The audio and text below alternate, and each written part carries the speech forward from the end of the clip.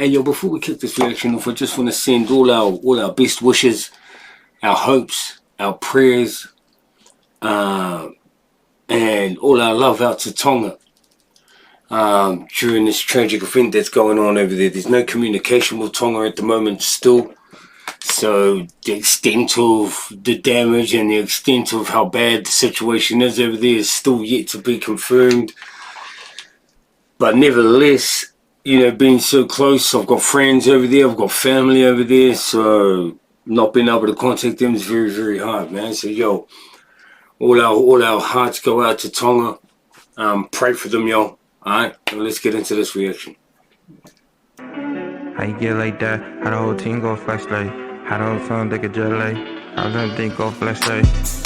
How you get like that? How the whole team go flex like that? How you fly a jet like that? How you be on the road when the feds like that? And the feds go hard, so we gotta hit the gas when we see them cars. Now we can't go back on see them bars. Locked in the gym, now we them stars. Now we locked. Hey yo, what up, squad? Welcome back to HOODROK Entertainment, bro. You already know what's up. I'm your boy Rock One. Welcome to the realest, illest, dopest, and most active reaction channel on YouTube. And yeah, bro, you read the title. We're touching down on Poland. It's time to do Poland's geography now. I've done Sweden, I've done Germany, I've done Albania, we've done, you know, we've done India, we've done a whole bunch, bro. So now it's time we tap in with Poland. Now I know that, you know, we're at 14, nearly 15,000 subscribers, and I'd say about, you know, 2,000 years are from Poland. So I thought, yo, man, better stop holding out. It's time to tap in. Yo, you know how I get down on the side, bro. I smoke. So if you got something to smoke, go ahead and do that. Pause this. Go ahead, roll it up, chop it up, whatever it is you got to do. Because this is about 20 minutes, so I'd say the reaction will be about 30 minutes long, alright? So yo, thanks for tapping in. Run the numbers up on this. Hit the notification bell. Tap that like button. Subscribe, bro. Click up. Squad up. Tap in. I'm telling you, it won't disappoint you. I tap in every day, bro, and I'm dropping 6, 7 reactions a day. I'm going live 3 or 4 times every day, bro. Alright? That's what I mean. We're the most active channel on YouTube. Yo, let's get into this, bro. Geography now, Poland. You know I'm mad love from HOODROK. Let's do it. We've reached Poland. Europe's, how can I put this? Poland knows how to take a hit. It's like... Facts, sir.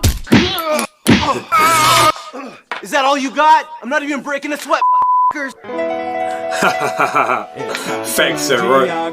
No! By the way, this is my buddy Art. He's half Polish. Art, do you know anything about Poland? I know nothing about Poland, but I know my last name means on Friday. So anyway, I have another Polish friend named Conrad. He's actually also going to be in this episode. He's Polish and he speaks Polish. Hey, I'll make this smaller. Art, you can also play Poland in the skits and stuff in this episode. Is that cool? Yeah, I guess so. Alright, cool. Anyway, hey everybody, I'm your host Barbs. Welcome to the Wolverine of Europe. The Poles know how to deal with calamity, and if there was ever a mutant apocalypse, you would probably want one on your team. In any case, let's begin.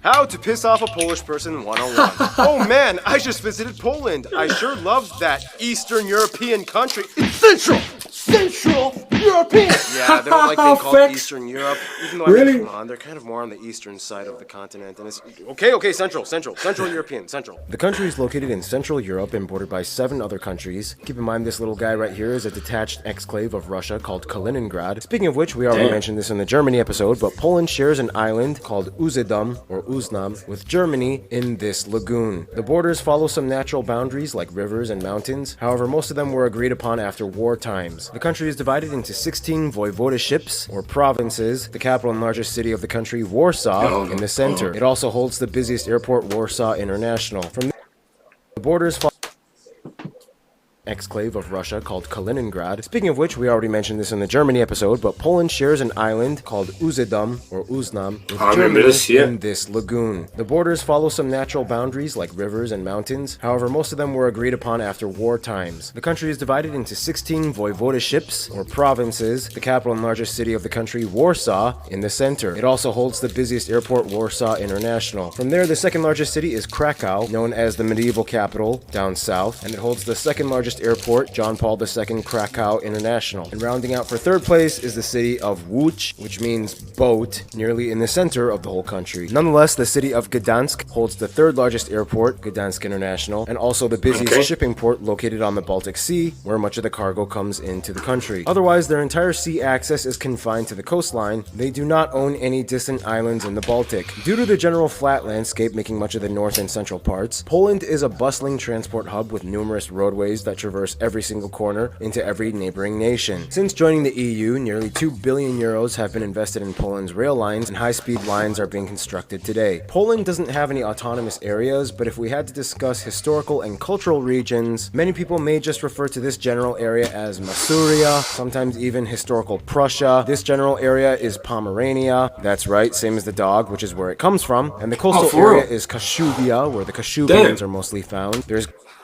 I didn't know that.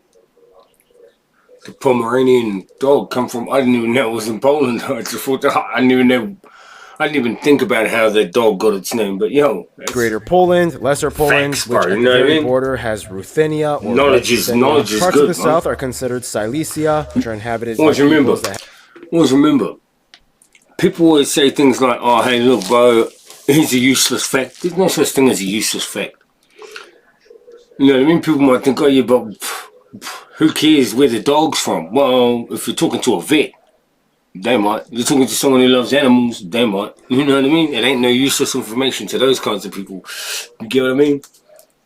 They have their own distinct culture apart from the Polish. It's all kind of confusing, and we'll talk more about it later. One thing Remember, you have to understand knowledge is is potential, Poland had action a lot is of different power, types of bro. administrative divisions, and much of it was shaped by war. Sometimes they had more land, other times they had less, and for 123 years they kind of disappeared altogether. Here's Prussia! Russia! Austria! Well, actually, they almost completely disappeared. I mean, Krakow was technically a free city-state for about 30 years. And keep in mind, we mentioned this in the Lithuania episode, but if you want to be incredibly technical, historically, the Polish-Lithuanian Commonwealth had some colonies. Way back yeehaw when they thought one island in the Gambia, as well as Trinidad and Tobago, would be good overseas investments, making them the only sites that the Polish had colonized outside of Europe. Then what happened? In the end, it was too hard for them to manage, and they sold them off. The end. So anyway, here are some places of interest you guys, the Polish geography, suggested we mention this episode. They have quite a few UNESCO heritage sites. A lot of them are like chapels. The Holy Mountain of Gabarka, the painted village of Zalipe, Chopin's Heart, this rock city, the Upside Down House, Kościuszko. Upside Down House, I've seen that in another weird houses around the world. I've seen that on another. I think I reacted to it too. Yo, funny shit. Upside Down House. Village of Zalipe, Chopin's Heart, this rock city, the Upside Down Look at House. that. Look at that. That's a trip. Damn. Kościuszko Mound, the Carrot House, the world's most narrow house. Tons of cool statues and monuments like the Kościuszko Mound, the Carrot. Is that a house? Yo, that's crazy. House, the world's most narrow house. Tons of cool statues and monuments like these. The world's tallest Pope statue. Tons of World War II sites. It's kind of what they're known for. Damn, most look at famous that. one probably being the Auschwitz concentration camp. Of course, there are way too many churches like these. This one was where all the former kings were coronated. And of course, Hey, I'm used to that, bro. I live in a city called Christchurch for a reason. I'm full of churches. Warsaw's St. John's Cathedral. There's a bunch of synagogues that actually survived World War II. And there's even a wooden mosque for the Tatar minority in Kruszyniani. There's so many museums and galleries. Here's a bunch of notable ones. Hey, that one up the top there look far. Minority in Kruszyniani. There's so many. Yo, museums and Galleria 40. Yo, that looks dope. Here's a bunch of notable ones. And too many castles, but they're very proud of having the world's largest medieval castle. Damn, look at that. There ain't no castles in my country, bro. I'd love to visit somewhere like that. Get smoke something like this. You know what I mean? Up in the turret somewhere. In Melbourne. Yeah, Poland does not fall short when it comes to sights to see, or things to do, or nature to explore. And that means we move on to the next segment. That's dope. It is said that the name Poland comes from Polani, which means people living in open fields. Poland is not all flat and not all plains. There's much more to it than you think. Poland is generally divided into 5 physical regions: the coast, the lakelands, the Polish plain, the Polish uplands, and the mountain regions. Much of Poland's coast along the Baltic Sea is straight until you hit the east and you get these interesting natural formations called spits. We've already talked about them in the Lithuania episode, but basically, spits are thin, narrow sandbanks that divide the sea from another body of water, creating saltwater lagoons. I'm from an island country. We got a lot of these. You know what I mean? I know exactly what they're talking about here. Largest one being the Bay of Puck, the Szczecin, and the Vistula Lagoon, shared with Russia's Kaliningrad exclave. Much of the country inland lies on the flat Polish plain, part of the greater North European plain, a huge open flat segment of Central Europe that extends across multiple countries. Many people say that this is both the blessing and curse of Poland, because although a third of the country is forested, this one being the largest national park, and about a third is arable, making them a powerhouse contributor to Europe's agriculture sector, it did kind of make it easy for outside forces to enter and invade, with little or no natural obstacles barricading the interior of the country. Anyway, within this plain, many rivers like the Notek, the Varta, and the longest river, the Vistula, meander through the fertile valleys, passing through many important cities like Warsaw. In the north side, you have 2 massive lake districts, the Pomeranian and the larger Masurian, which also holds the largest lake of the country, Lake Śniadwy. The further south you go, the higher the elevation gets. Yo, did the Vikings ever come and mess with y'all? Like, I'm just looking because there's that river that comes down from the sea. Did the Vikings ever come mess with you, bro? They had to have, right? In the north side, you have 2... You see what I mean about this river here? This Vistula River? Did they ever come down to Warsaw messing with people back in the days? Meander through the fertile valleys, passing through many important cities like Warsaw. In the north side, you have 2 massive lake districts, the Pomeranian and the larger Masurian, which also holds the largest lake of the country, Lake Śniadwy. The further south you go, the higher the elevation gets until you hit the Poland uplands, a little further south on the border with the Czech Republic and Slovakia. That sounds weird. The further down you go, the more up you get.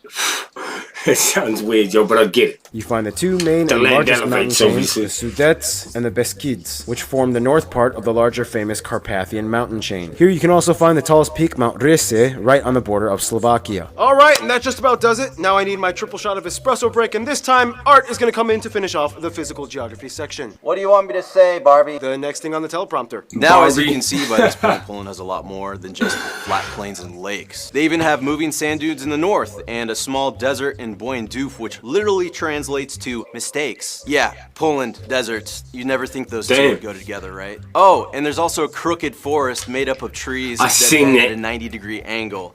I've seen that, bro, and I reacted to a video called places you wouldn't believe exist.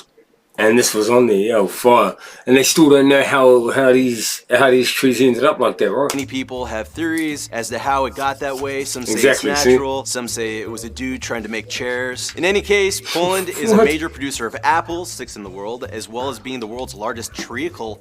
What the heck is treacle? And amber exporter. I don't even know what amber is either. What is that? Petrified tree sap? It actually is. It is. Whoa. Today, though, Poland's economy is now mainly driven by the service sector and industry, with main products like machinery and cars, buses, and video games being their largest export. Anyway, Poland also has quite a few video games. I would never have thought, bro. Yo, that's dope. Animal species like storks, Eurasian lynx, roe deer, and they have one of the largest populations of the rare European bison, which, have you guys ever had a bison burger? I mean, that's like really good. All right, don't eat those are endangered. And bears. In fact, a bear once served in the Polish army, and there's a statue dedicated to him. Look. What? The bear served in the upper, imagine that. Imagine bear comes out of nowhere, want to mess with you. What you gonna do? Bears. In fact, a bear once served in the Polish army, and there's a statue dedicated to him. Look Imagine it up. that. Anyway, time to finish up with food. Some of the top Polish dishes. You guys, the Polish this is what I want to look. Yo, this is what I want to look at the food, bro. Peeps. Geography. That's what I call them, Art. Suggested we mention include things like bigosh, cabbage rolls, galanka pork knuckle, roasted duck served with honey and apples. So many soups like these. But the national dish being sour rye soup. And of course the most popular dish like these. Yeah, it's got eggs in it. But the national... It's got eggs in it. Yum. I'm all about that, bro. Dish being sour rye soup. And of course, Served the in most popular bread bowl. dishes many people have heard of. Bro. Pierogi, kielbasa, kabanos, and Krakow-style sausage. And bagels! Yes, bagels originated Yo, from Poland. I didn't from know the Polish that. Jews. Not New York. But they did move to New York. Oh, and of course, you cannot talk about Poland without mentioning vodka. Some say it was invented in Poland, some say the Polish just make really good vodka, but either way, vodka usually takes up a huge section in most Polish grocery stores. Damn, real? But either way, vodka usually takes up. Damn, we only just started serving liquor in our supermarkets just recently, bro. So, I mean, within the last 5 or 6 years. You know what I mean? You usually just have to go to the alcohol store to get it. It's still cheaper if you do. You know what I mean? But yo, that's out of it. Up a huge section in most Polish grocery stores. I've seen this guy on vodka. No, you haven't. That was not pure whiskey, and we don't talk about that here. Polish people know what they like. They're a distinct people. Speaking of which, I we got now turned move on up. to... I got turned up that night. Thank you, Art. Thanks. Can I do like one of those special effect outros, like, you know, Wolverine theme? Can I have the claws or something like that? Sure, yeah, go for it. Here. Okay. Is it true if I kill you, I become you? Let's find out. Oh, it does work. Now, some of you guys have told me, in Poland, there's kind of like a word that sums up the Polish mindset. Załatwić. It means something along the lines of accomplishing tasks and taking care of business. Half of everybody in Europe has probably at one point at least encountered a Pole. They're everywhere, working. Polish doctors in Germany, Polish contract workers in London, Polish bus drivers in Iceland. Work is in their blood, and it's a huge part of who they are. The population is about 40 million. However, keep in mind, diaspora-wise, there are about 20 million Poles living abroad, and they are the second largest Slavic group. 20 million Polish living abroad. That's more than my country's population. 4 times more.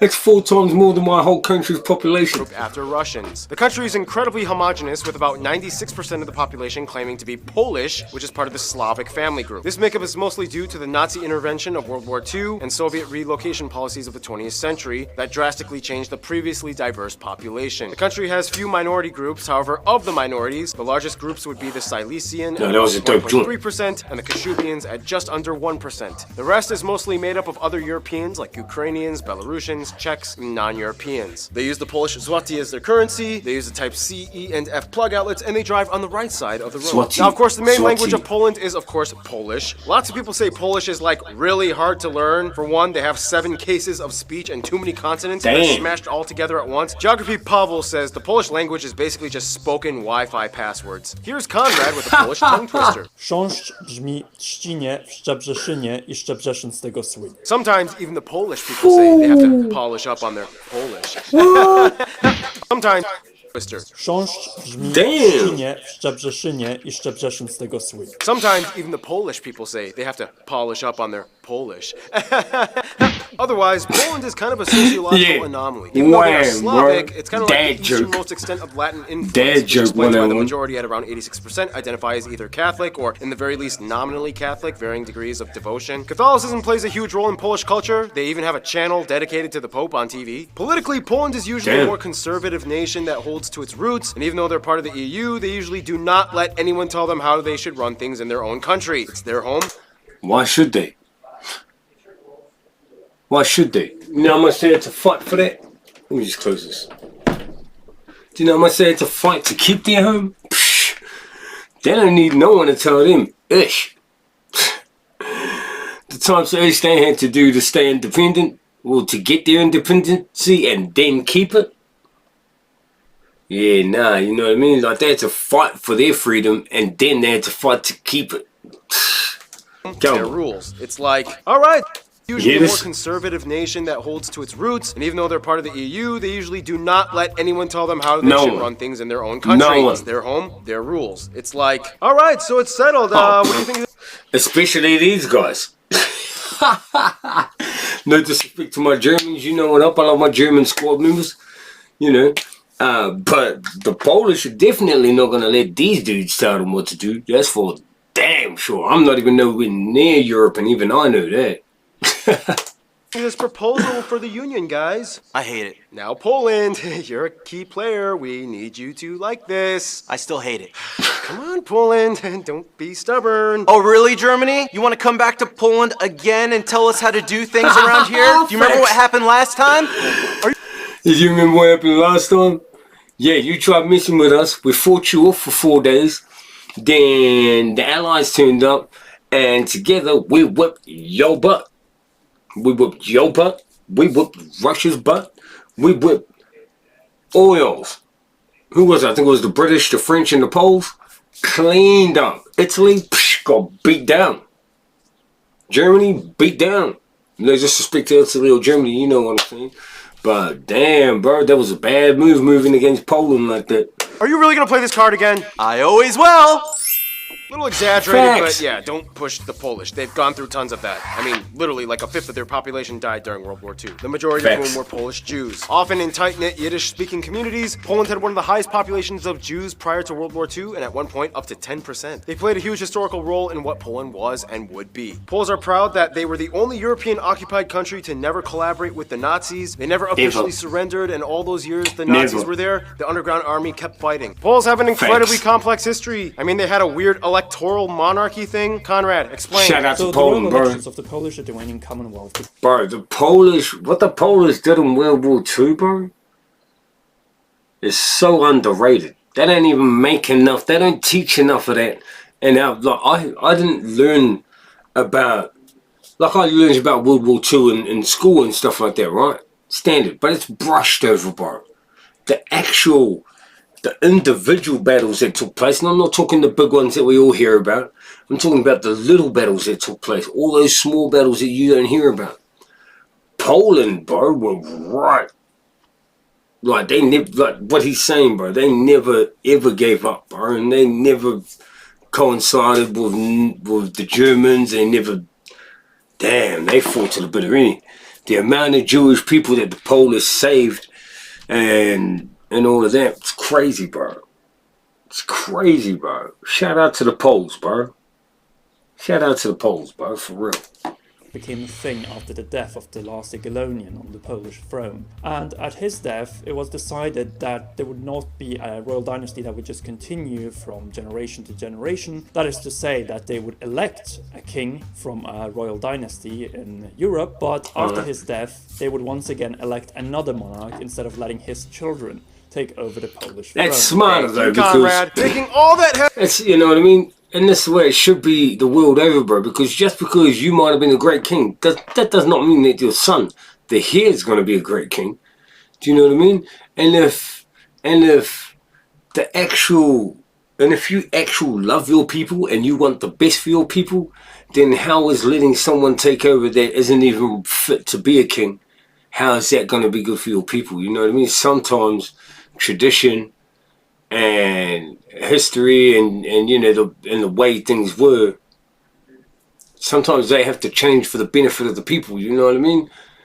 And I wish that a lot of older heads could see that, bro, because a lot of older heads too stuck in their ways, and we can't make the changes until that generation is no longer around, you know what I mean? heavy stuff in. Polish people have told me there's always kind of like this sense of somber, stoic, suspicious, cynical, yet productive and prudent mentality that encapsulates the Polish. It's a weird paradox when you see them, because it's like... Ugh, being Polish is the worst. Seriously. I know, right? I hate Polish sausages. They're so gross. They are, and the government is just totally whack. Yeah, Poland is terrible. What did you say? You can't say that, you're not from here! Facts. That's the same the world over though, isn't it? We all talk down about our country, we all talk down about our own people, we talk down about, but as soon as someone else does it, yeah, nah, we ain't about that. You know what I mean? Yeah. Well, that took a little longer than expected, so here's Hannah with culture stuff. Good to be back. Polish people have gone through a lot. They were pretty much fought for and invaded over 40 times for about 400 years. Nonetheless, the Polish people held through those centuries and retained their sense of identity. For one, in Poland, it is actually just as popular, if not maybe even more, to celebrate one's name day as well as your birthday. Poland has quite a high level of... Hey, come on now. Come on, Mum, you owe me 38 name days. tertiary educated individuals, with about 80% of the young adult population having enrolled in university. Also, side note, that 35% of Polish people living abroad are referred to as Polonia. There's a contest where we figure out who is the strongest man in the world, and Poland has won the most of those contests. Then I we know have the that. Silesian. I know that because New Zealand's won the second most. This is how I know that, because it's always New Zealand and Poland in the final. That it's huge here, the strongman competition. It's a big thing in New Zealand too, bro, because we're always in the finals. It's always against Poland. And Kashubian minorities. Let's let Conrad explain this one because, you know, it's a little complex. The Silesians, who live for the most part today in Upper Silesia, are an ethnographic group with a distinctive dialect of Polish. Internationally, though, it's considered not as a nation or people, though some within the region consider themselves as a nation, which the Kashubians are. Oh, then that's what they are. As a West Slavic people, Well, then that's what they are. separate from the Polish people. They are loyal towards Poland, but they have their own recognized minority status. They have their own traditions. They have their own cuisine. And they have their own language. There are even bilingual signs, which Paul will definitely put in. Just like us here in New Zealand. So you got my people, the indigenous people of New Zealand, right? And we sort of have our own way of doing things culturally, and the British, the government, and it don't interfere with that. You know what I mean? And just like this, we have on our street signs, a lot of the street signs will have the English version and the Māori version. You know what I mean? Township names as well on the buildings, things like that. The public toilets, you know what I mean? It'll have female, male, it'll have wahine, tani above the doors, things like that. You know what I mean? Now. Thank you, Conrad. They've also racked up quite a few Nobel Peace Prizes. We're the indigenous people of New Zealand, front runners of but we keep our culture and we keep all our, you know what I mean? The kerosene lamp, the oil well, the bulletproof vest. Oh, for real? Damn, the bulletproof vest? Yeah, so when I was a child, I went to school on one of our traditional schools. I didn't go to school with in the like community schools where they spoke English and stuff. I went to school in one of our traditional Māori schools, cultural schools. You know, right up to I was 9. And then I went to a public school, a public community school, I should say. You know what I mean? And where I learned how to speak English. A lot of festivals can be found year-round throughout the country and in different regions. Popular ones include All Saints' Day, May Day, the La Cognac Festival in Krakow, and during Christmas you might see the creepy Turon everywhere. Oh, wow. To expound a bit more on Polish music What's and arts, that? here, you know, is Keith, or whatever.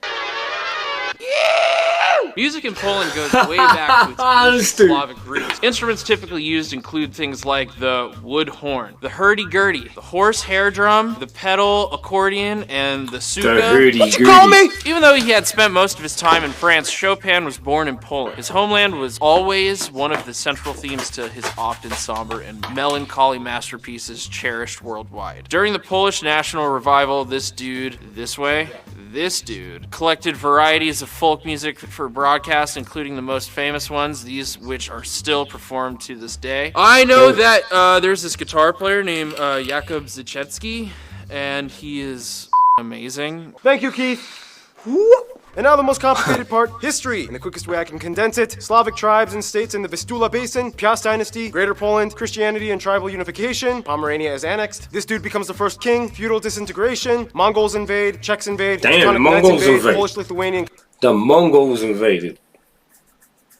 Genghis Khan and that invaded. Damn, I didn't know that. Commonwealth, Swedes invade, Prussians invade, end of the Commonwealth, Constitution written, Napoleonic Wars, Kingdom of Poland and Free State of Krakow, Russian partitions and Russian Poland, World War I, Polish-Soviet War, independence from Russia, Germany invades, World War II begins, communism years. Y'all been through some wars, bruh. Yeah, I mean, damn.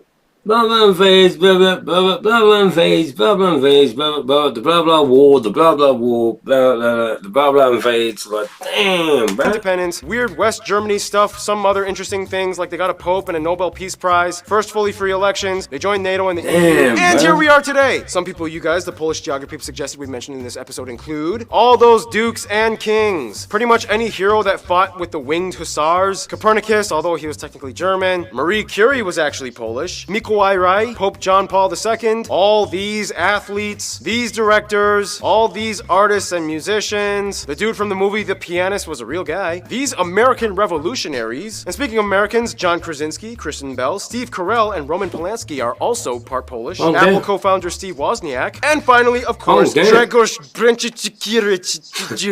And there's a lot more I could have mentioned, but that would take way too long. There's a lot of famous Poles all over the world. They've left their global mark. And speaking of global marks, that brings us to...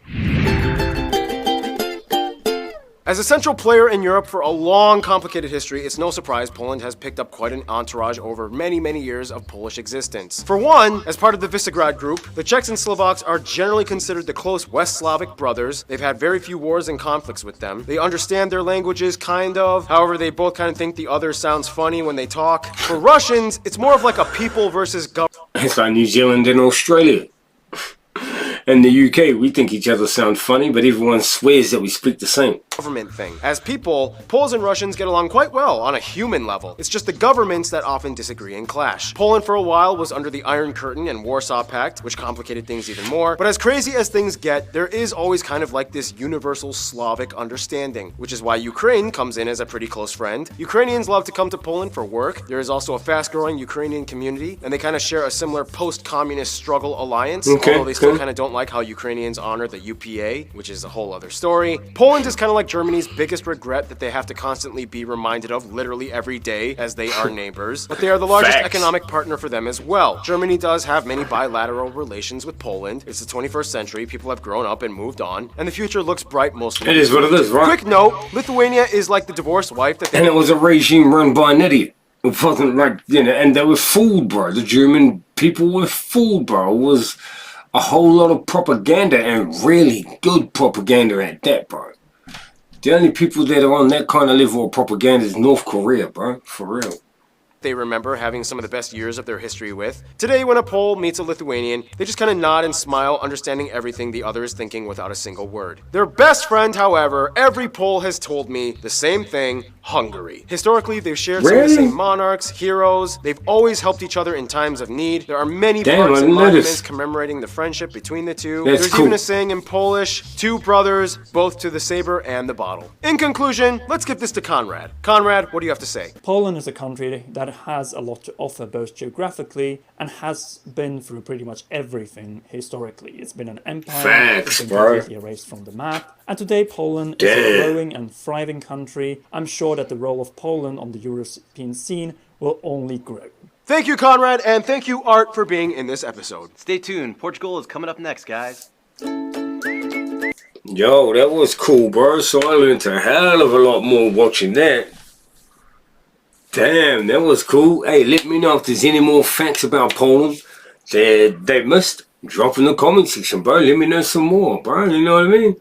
Like, damn, I like these videos, bro. I think that, you know, if you're only new to tapping into other countries, and these videos are really good to start off with. I've done a hell of a lot more. You're going to see a playlist pop up with a whole bunch of history, a whole bunch of geography, all of that stuff, bro. Make sure you run the numbers up on there, bro. Damn. Yo, it was good chilling with you. It was good smoking movies. Until next time, yo, stay safe, stay dangerous, and we're out. Peace.